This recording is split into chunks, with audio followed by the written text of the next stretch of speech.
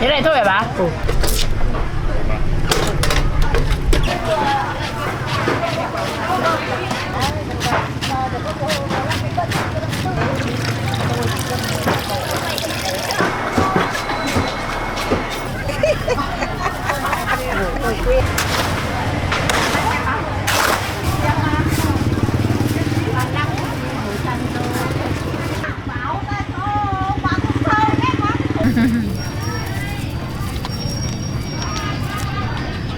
Mua hai con đấy với hai con kia.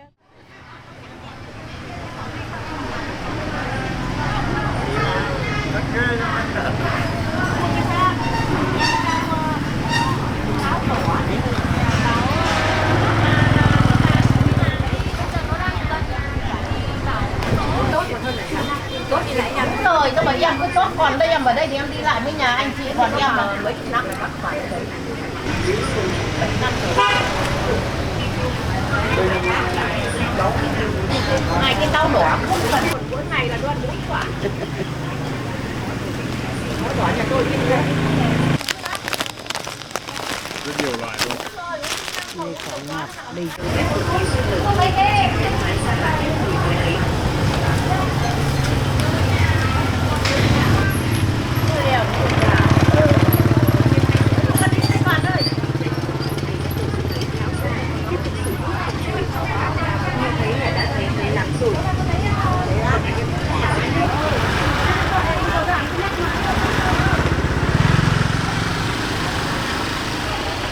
Gì đâu này hay đấy rồi chụp để nghiêng nghiêng nằm nó chụp quay đấy đẹp. đây à, nằm nó xuống để cho nó chân thật đúng không? Vâng. Đây cái gì nhỉ, phải buộc cái ấy vào, phải buộc cái túi đấy vào đấy, đổ ngang đổ ngửa ra về nó sóc đi nhìn nó lại ấy lên không ngon đâu. Đấy.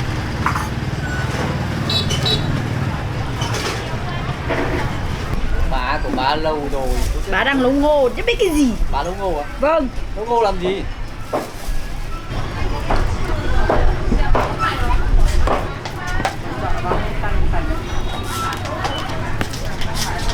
Thế này thôi hả bà? Ừ. Không có gì khác cái gì? Không.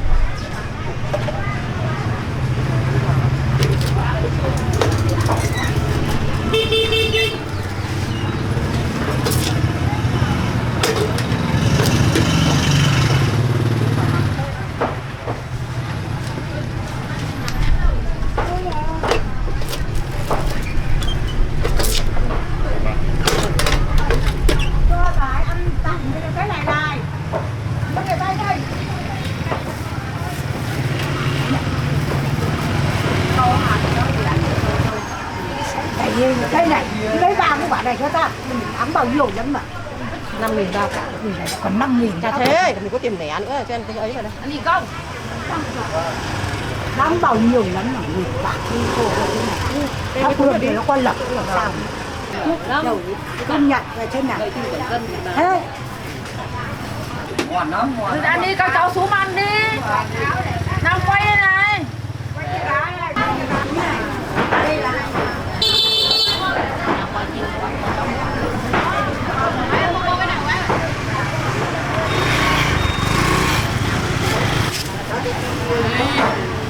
Ăn miếng cơm là xong.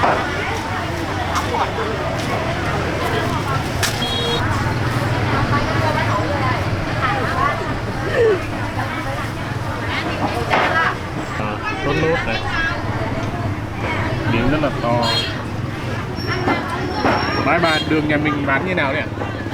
Bán 25.000 một cân. 25.000 một cân.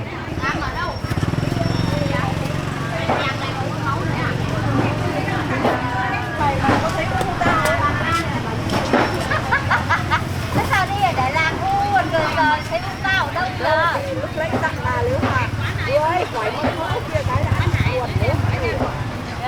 Là từ đi trong cái lúc còn một đấy.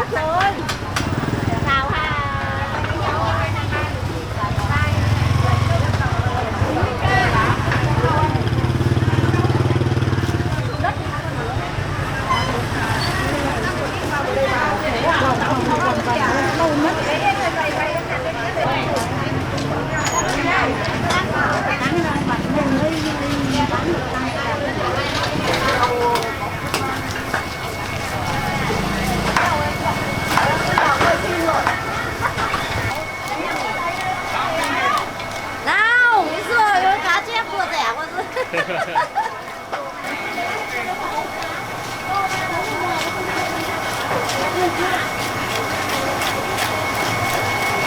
Qua một lông bà giờ này.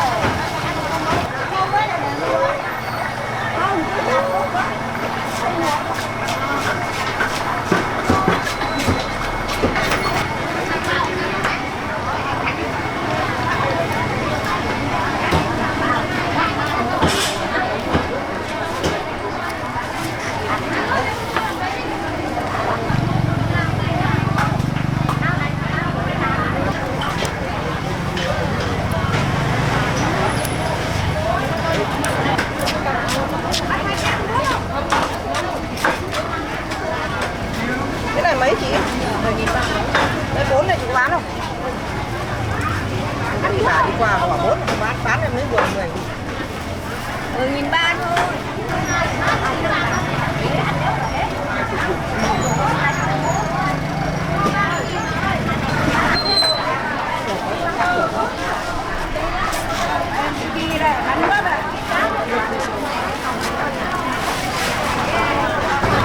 Không có chỗ.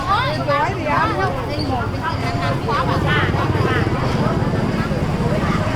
Biết rồi, ôi chứ không ấy được.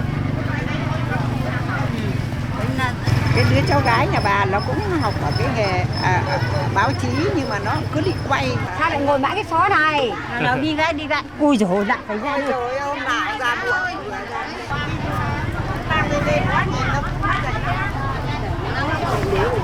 Rau ấy ngon mà rau này nó mềm, nó giòn rau. Mà cầm mà lấy túi. Cái túi từ bé này. Bà bóc ra rau bí đây.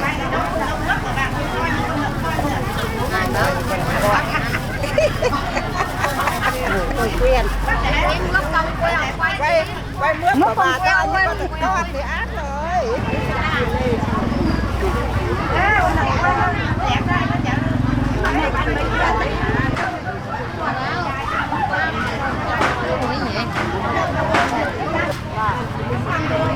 Nước của bà đi thấy bà.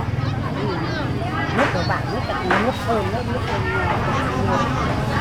trưởng hả kiếp gà đâu của bà ấy bảo cắt bà cứ cắt lên báo già kiếp rồi ơi khổ quá cái dòng nước mướp thành người già người già thôi bảo mướp già khổ đi chợ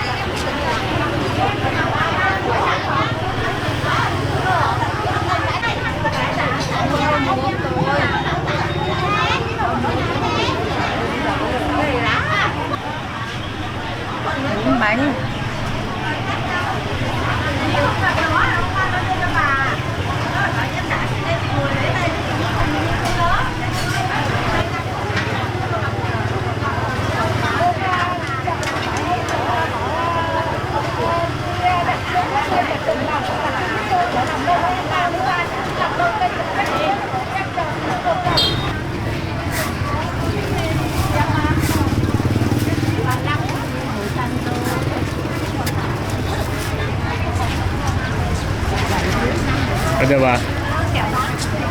Tôi chỉ biết cái này thôi. Con đang quay phim ạ. Vâng ạ.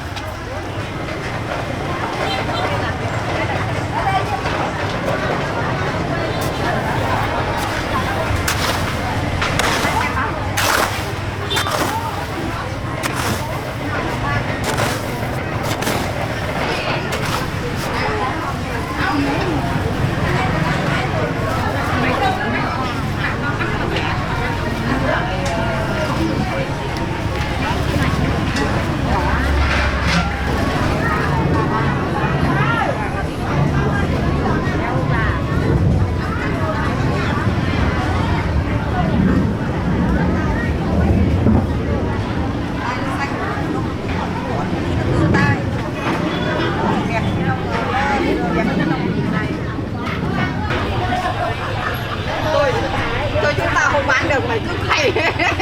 Mày cứ quay lên Facebook với lại tụi con bảo là chứ mẹ ơi mẹ đi bán hàng sao vẫn còn nhiều thế, mẹ lúc nào mẹ cũng quay cười đó, nó về nó cười báo ra cho bán thâu cái quán thối con cá ra cho bán thâu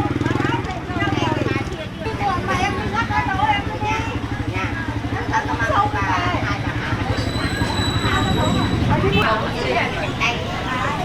ai là biết được kèm về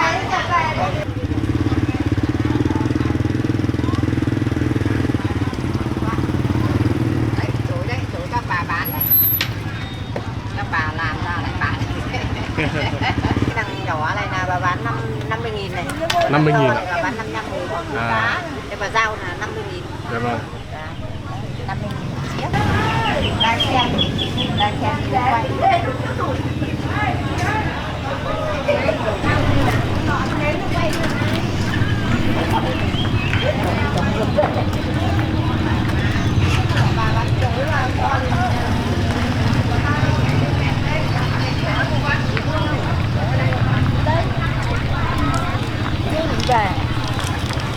Về mua cho em đôi này, hôm nọ chị mua với em sao nhỉ?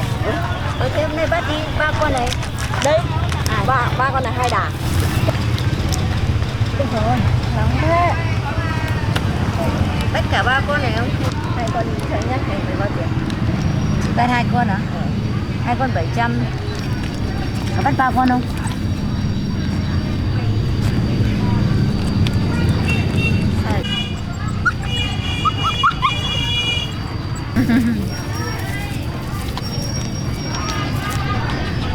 Mua 2 con đấy với 2 con kia. Ra đằng kia có người, đây có người đâu. Con này bông đẹp này. Bông đẹp. Đấy mà đẹp.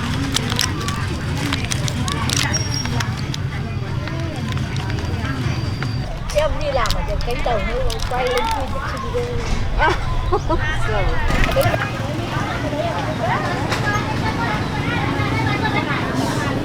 Đây 4 cũng được, làm cái này đấy.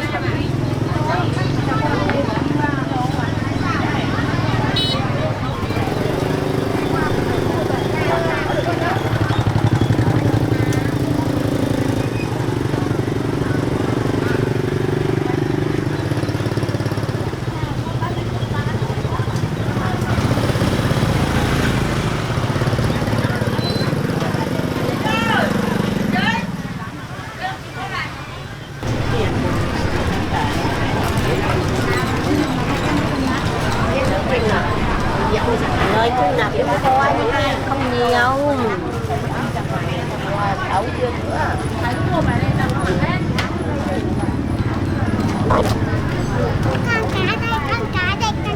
Con cá đâu?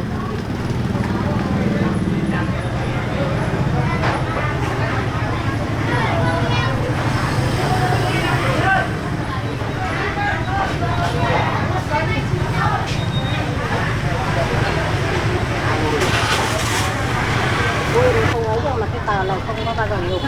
Bỏ này.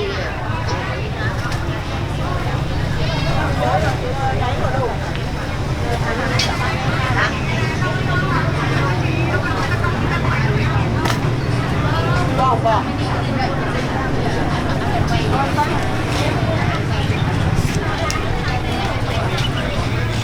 Chào mọi người.